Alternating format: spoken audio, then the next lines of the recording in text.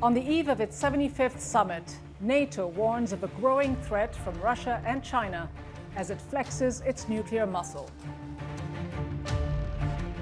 As global tensions rise, could the alliance's deterrence strategy lead to a new arms race and risk tipping the balance into an all-out war?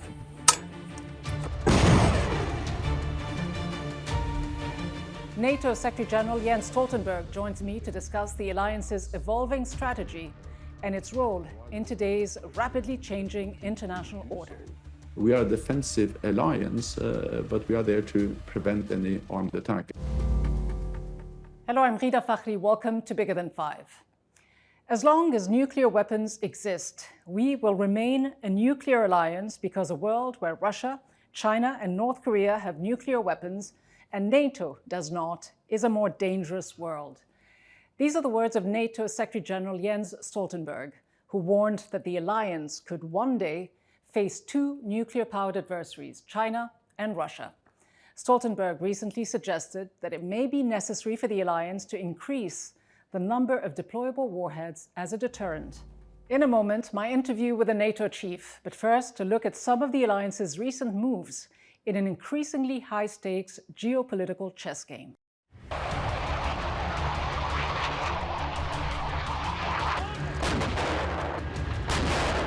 Self-defense is not escalation. NATO's nuclear deterrent is our ultimate security guarantee. We have an alliance that is stronger, it's bigger, it will be even better resourced. Self-defense is a fundamental right.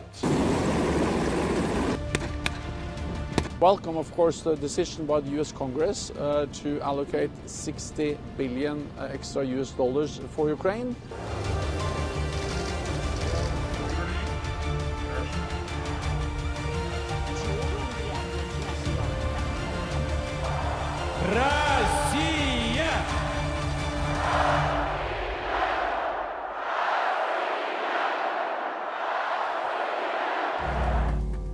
So, has NATO's enlargement eastward enhanced its member states' security, or has it achieved the opposite result?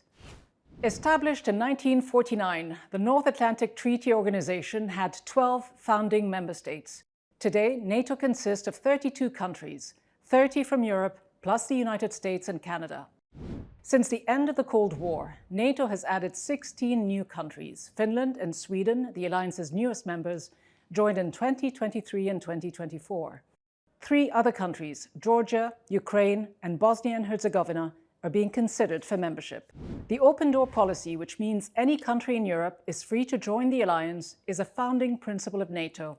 While NATO allies account for 99% of all military aid to Ukraine, they have failed to agree on a long-term financial pledge for the country. NATO's Secretary-General has proposed providing Ukraine with at least $40 billion in military support each year for as long as necessary. More than 20 NATO members have met their military spending targets this year, which is at least 2% of their GDP. Jens Stoltenberg, Norway's former Prime Minister, has been NATO Secretary-General since October 2014. He leaves office in October 2024. Secretary-General Stoltenberg, one of the key items on the agenda at the upcoming summit is deterrence and defense, which is one of NATO's overall key principles. Today, how would you assess the effectiveness of NATO's deterrence? NATO's deterrence is strong and effective because NATO is by far the strongest military force in the world. If you take North America and Europe together, there is no one that can really actually challenge our military strength. You say it's strong and effective, though, Secretary-General. When you look at the situation in Ukraine, one can easily make the argument that deterrence has failed. Well, I think we need to distinguish between NATO members and countries which are not members of NATO. NATO's core task is to protect all NATO allies, 32 nations in North America and Europe. And for 75 years, we have prevented any armed military attack against any NATO ally. And I'm absolutely confident that we are able to do that also in the future, not least because we have implemented the biggest reinforcement of collective defense in decades since Russia's illegal annexation of Crimea in 2014, with more battle groups in the eastern part of the alliance, with high readiness of forces, with more defense spending. We do all of this not to provoke a conflict, but to prevent conflict, to not wage war, but preserve peace. If the main goal of deterrence is to prevent war and conflict, couldn't one make the argument that NATO is failing to do so? But again, I think it is important to distinguish between NATO's core responsibility, which is to prevent an armed attack on a NATO ally, protecting 1 billion people living in the alliance, 32 nations. Then, of course, it matters also what happens outside the alliance, but that's a slightly different thing. And of course, we are deeply concerned about the situation in Ukraine. We have strongly condemned the Russian war aggression against Ukraine, where Russia invaded another country, sovereign, independent, democratic country, and we have taken action. NATO allies have provided unprecedented military support to Ukraine, but at the same time, we have made it clear that we will not be party to the conflict. So we have not sent in NATO troops or NATO forces, but we are helping Ukraine to uphold the right for self-defense. Self-defense is enshrined in the UN Charter, and Ukraine is defending themselves against an aggressive neighbor, Russia, and we help them to do so. NATO is providing 99% of the military aid to Ukraine. You have said that you want to see the alliance's countries continue to provide around $40 billion annually, you say, for as long as it takes. But isn't that a recipe for perpetual war and conflict? No, the purpose is the opposite. I think now President Putin believes that he can wait us out, and therefore the war continues. We need to communicate very clearly to him that he cannot wait us out, that we are ready for the long haul.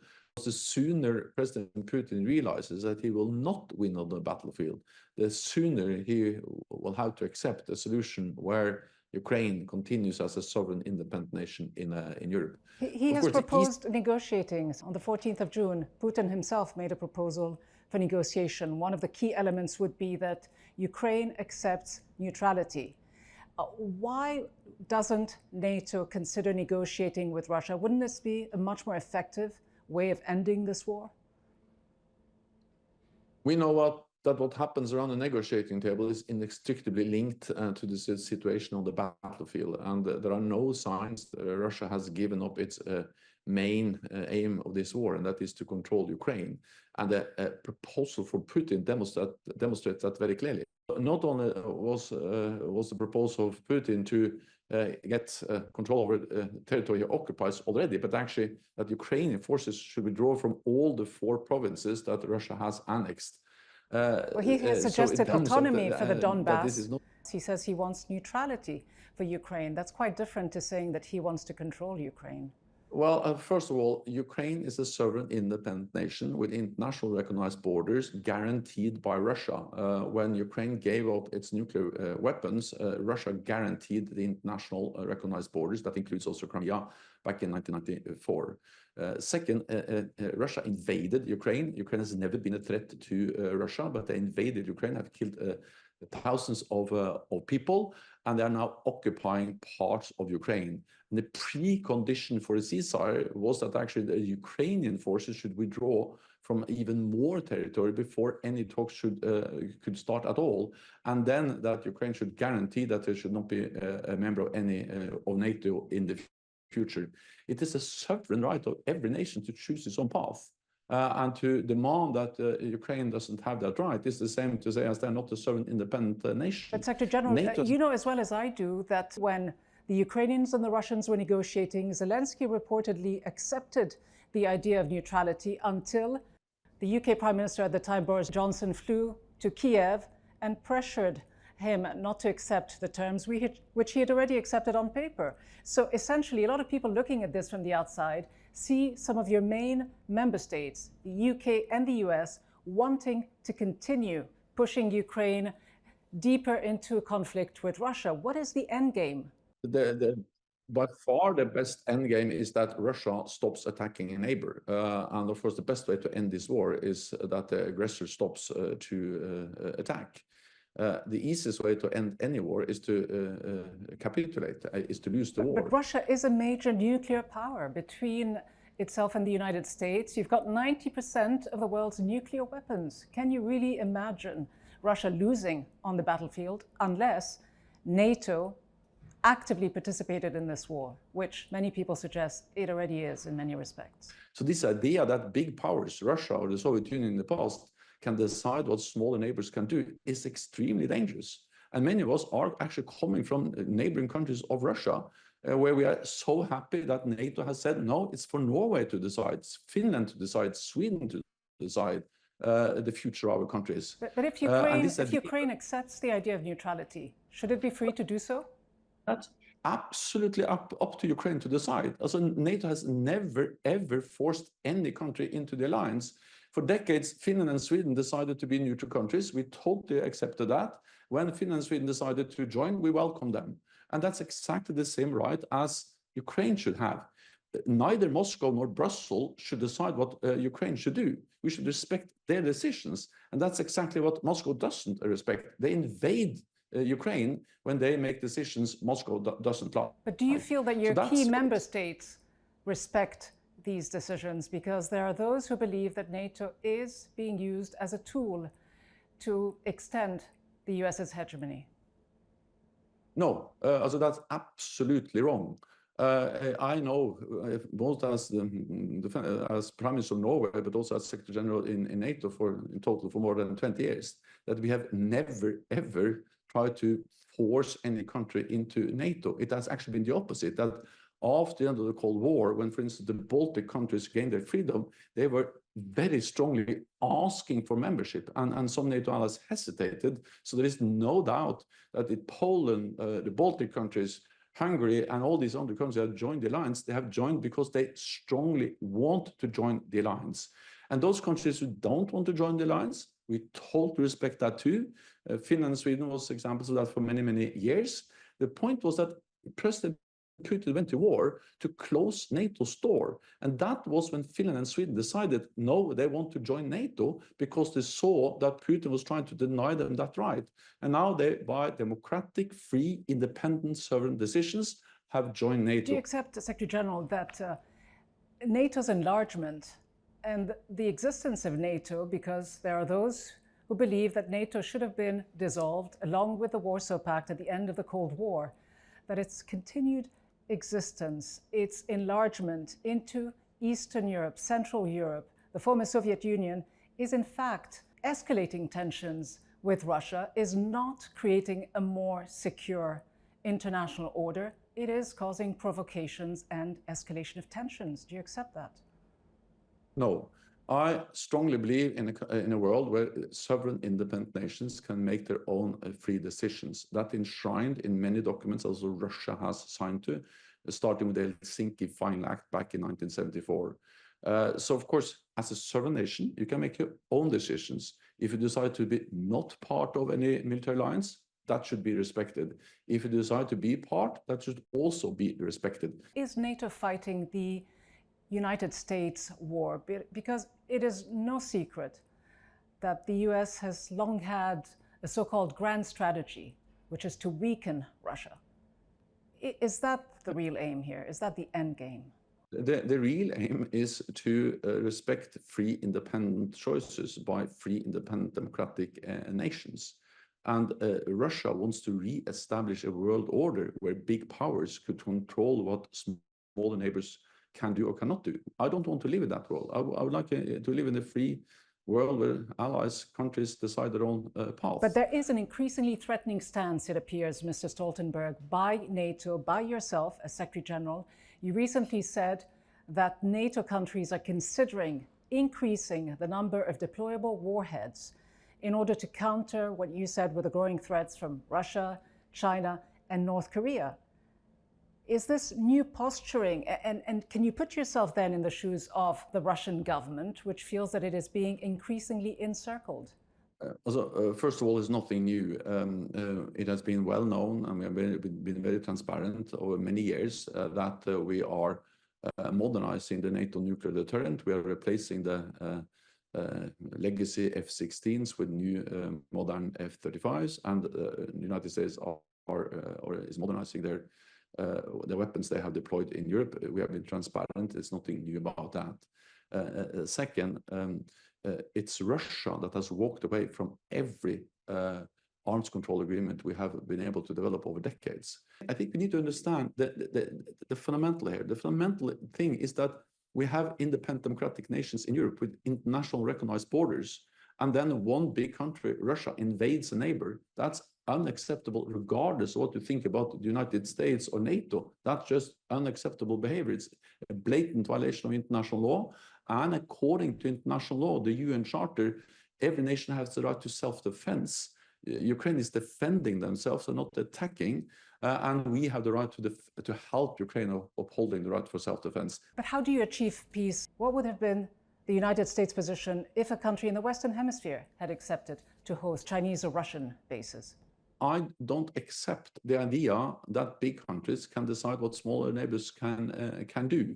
And whatever you think about the United States' behavior in the past or in the future, it doesn't change the fact that European countries have the right to decide over their own destiny, their own path. But having said that, if we look ahead and we look at the comments that you've made about NATO's nuclear posture, some have taken it to mean that you were aligning yourself ever so closely with the United States objectives. They believe that rather than this being a deterrent, this could actually push several countries into an arms race. China is one country that is building its nuclear capabilities.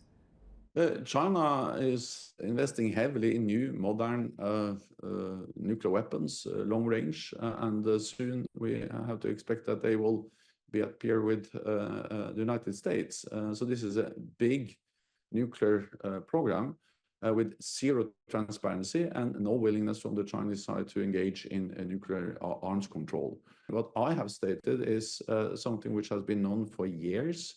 We have a nuclear deterrent as part of NATO, not to provoke conflict, but to prevent conflict, to have a credible deterrence.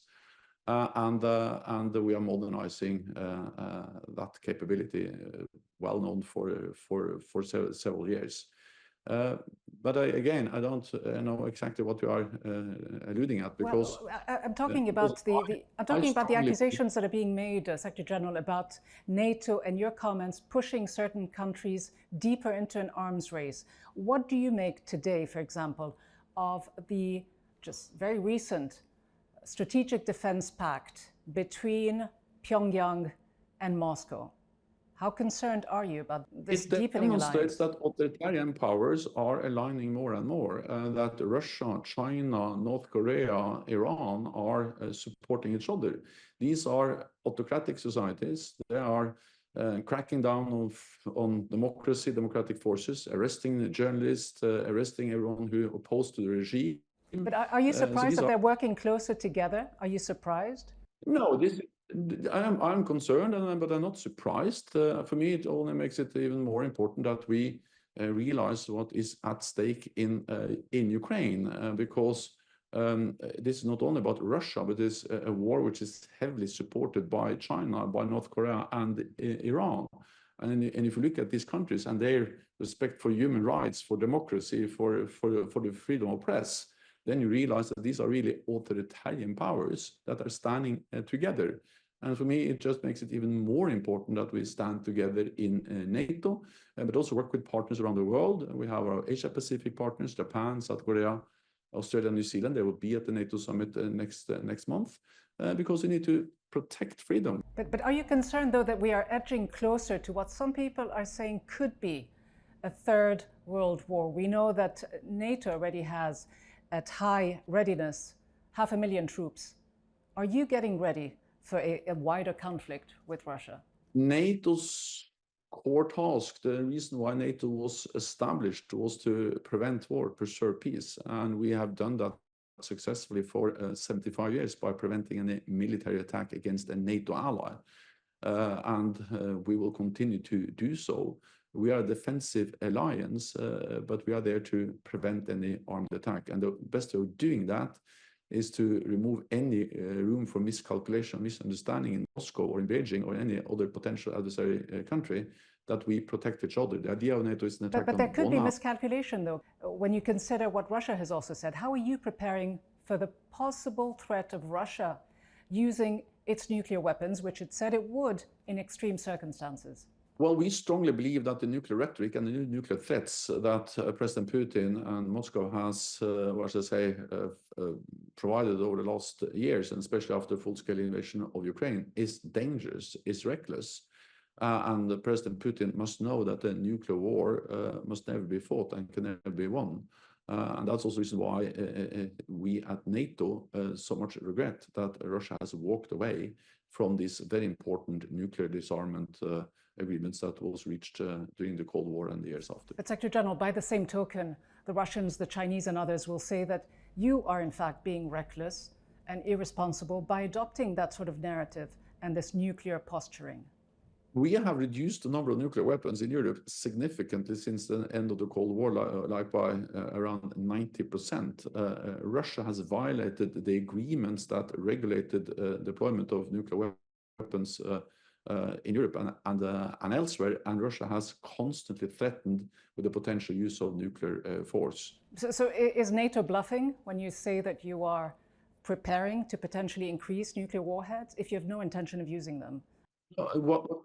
I think the only thing we are saying is what we have said over a long period of time, that we are modernizing the NATO nuclear deterrent, which is a combination of US weapons and European allies providing the planes. Are you concerned that part of the perception of your legacy will be this extremely close alignment with the United States and its own objectives? Well, NATO is the alliance between North America, United States and Canada and Europe. You do have 32 countries in NATO, but one seems to almost dictate. Well, we are strong because we are together, and that's the way we have preserved peace for all these years. No military attack against any NATO ally.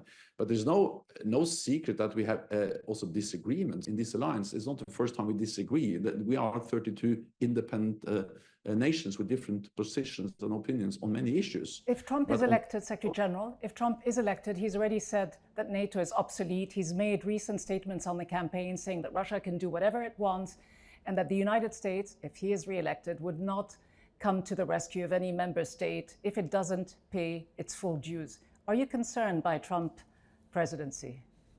Well, I'm confident that regardless of the outcome of the US elections, the United States will remain a strong ally because it is in the security interest of the United States to have more than 30 friends and allies.